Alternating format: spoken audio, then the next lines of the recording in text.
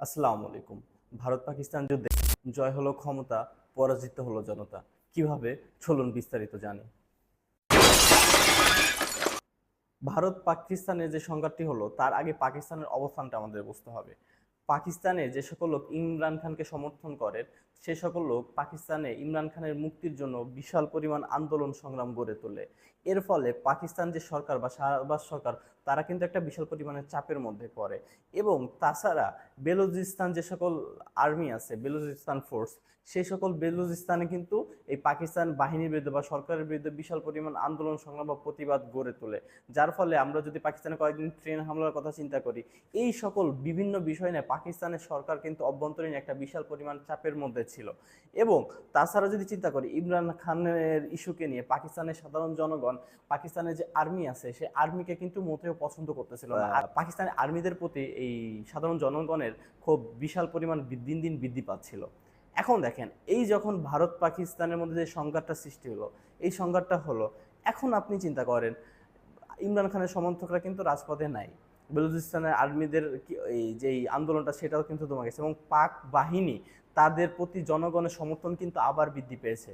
এই যে যে সমর্থন কমে গিয়েছিল, আবার তাদের প্রতি যে সমর্থন বৃদ্ধি পাওয়াতে এতে লাভবান হয়েছে পাকিস্তান আর্মি। এবং এখন কিন্তু শাহবাজ সরকারের যে গতিটা, সে গতিটা আরও পাকাপোক্ত বা আরও মজবুত হিসাবে সংগৃহীত হচ্ছে। এর ফলে পাকিস্তান ভারতের এই সংঘাতে একদিক দিয়ে পাকিস্তানের ক্ষমতাবান গোষ্ঠীরই কিন্তু লাভবান হয়েছে। অন্য দিক দিয়ে যদি আমরা ভারতের কথা চিন্তা করি তাহলে আমরা কি দেখব? ভারত পাকিস্তান যে সংঘাতটা, এই সংঘাতের আগে ভারতের অবস্থানটা আসলে কি ছিল? ভারতের অবস্থান এটা ছিল, ভারতে ওয়াকফা আইন পাশ হয়েছে। সেই ওয়াকফা আইন নিয়ে কি ভারতের মধ্যে অভ্যন্তরীণ বিভিন্ন ধরনের কোন্দল সৃষ্টি হয়েছিল। মুসলমান হিন্দুদের মধ্যে একটা দাঙ্গার মতো পরিস্থিতি তৈরি হয়েছিল।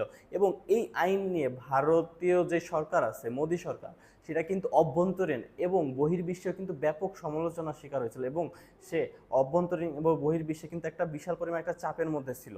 আর তাতে তার যে জনপ্রিয়তা আছে সেই জনপ্রিয়তা অনেকাংশে কমে গিয়েছিল। আপনারা চিন্তা করেন, এই মাসে ভারতের যে বিহার রাজ্য আছে সেই বিহার রাজ্যের নির্বাচন। এখন এই বিহার রাজ্যের নির্বাচনে একটা জরিপে দেখা গেছে যে ভারতে বিজেপি যে সকল সরকার আছে তাদের যে জোট, এনডিএ জোট, সেই এনডিএ জোটে কি পাবে?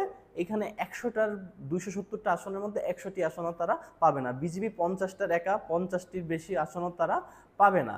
কিন্তু এই যে সংঘাতটা সৃষ্টি হলো, ভারত পাকিস্তান যে উত্তাপ বা সংঘাত, যা 3-4 দিনে যে সংঘাতটি আছে সেই সংঘাতটি হলো, তার ফলে একটা জরিপে দেখা গেছে যে এনডিএ জোটটা, এই জোটটা কি পাবে? 150টা প্লাস আসন তারা পাওয়ার সম্ভাবনা আছে। এবং এর ফলে কি হয়েছে?